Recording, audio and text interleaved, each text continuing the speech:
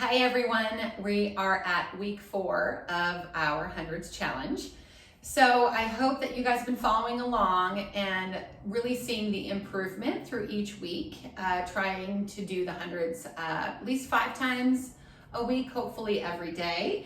And I'm definitely noticing it in my body and also in my clients. So quick review here. Week 1, I talked about breath, how to lift your head, neck, and chest up. Week 2, we went over the lower legs and how to bring them up to tabletop. Then week 3, we started to bring those legs up to the ceiling. So now we're gonna start to learn how to lower those legs, okay? So let's get started. All right.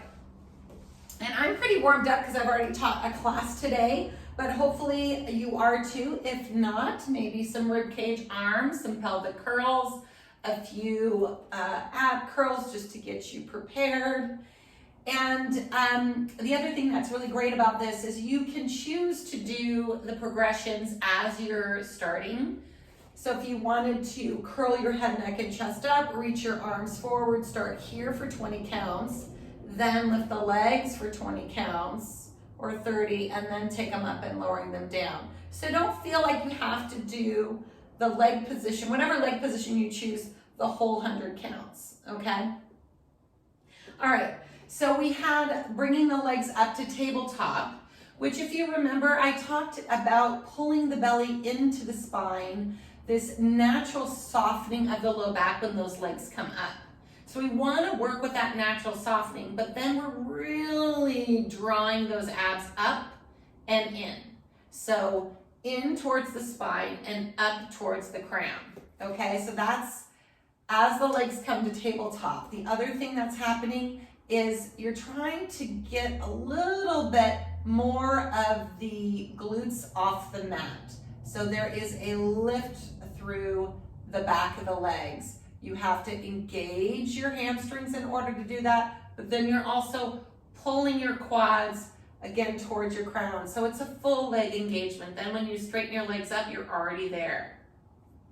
Okay, I'm just gonna bring my head, neck, and chest up to show you the next progression. So that next progression is lowering the legs.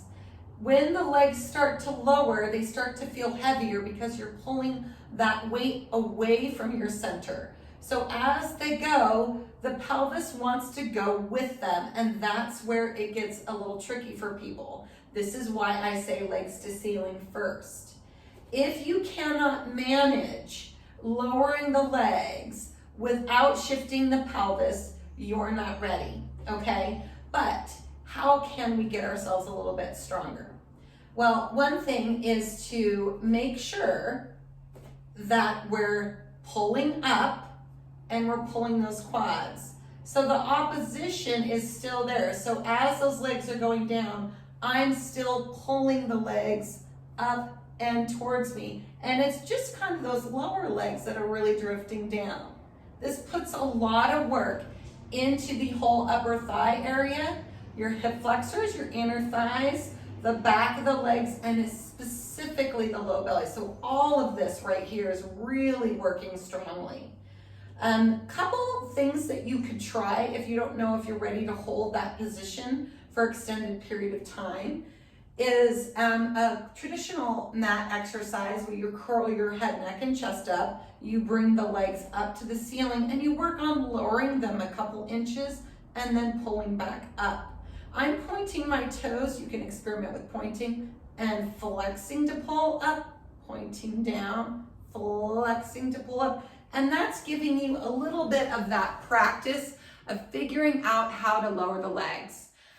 I think trying to lower them 2 inches first incrementally is going to be better for you than if you just try to bring them right to that 45 degrees. Because every single couple inches is taking that weight away from your center. So it requires your center to pull up and back more, that belly to pull up and back more. That's where you need to get stronger.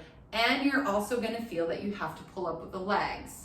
So do it in 2 inches increments and see if that works for you. So for this hundreds today, I'm gonna take the legs down just a couple inches And I'm gonna stair step it. So I'm gonna take them up first, and then as I go through my hundreds, I'm gonna lower the legs a little bit at a time, and I'm gonna see how far I can go until I don't feel I have it. The other thing is, know that every day is different. I've been doing Pilates for so many years, and I always feel that some days I can take those legs down and I'm there and I'm in it and I feel great. And other days I just keep my legs at tabletop, and that's okay too. There's a lot of different factors here. There's what we did the day before. There's, you know, what's tight, what's weak. You know, every day our body presents differently. So give yourselves a break and know that the majority of the time, that's what you're working towards. So let's do it, okay? All right, I'm feeling pretty good today, so I think I might be able to lower them quite a bit. So taking your inhale, exhale, lifting your head, neck, and chest all the way up. Hopefully you guys have also figured out what breathing you like. Bringing one leg to tabletop, and then bringing the other leg to tabletop. So right now, I'm already starting to pull, get this ready. Take the legs up to the ceiling. Here we go. Inhale. Exhale. Inhale. Exhale. 20. I'm going to lower. Exhale. 30. Exhale. 40. Lower again. Exhale. 50. Exhale. 60. Exhale. 70. Exhale. 80. Exhale. 90. Exhale. 100. Inhale. Exhale. Bring it in and relax. Woo! Okay.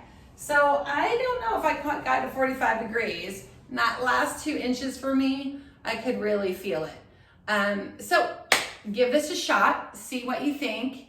Work at lowering. Remember, you can also come back up if you want. Experiment with the different progressions. Experiment with the breath, where you feel like in your body that day. And then I'll see you again for week 5. All right, take care. Bye.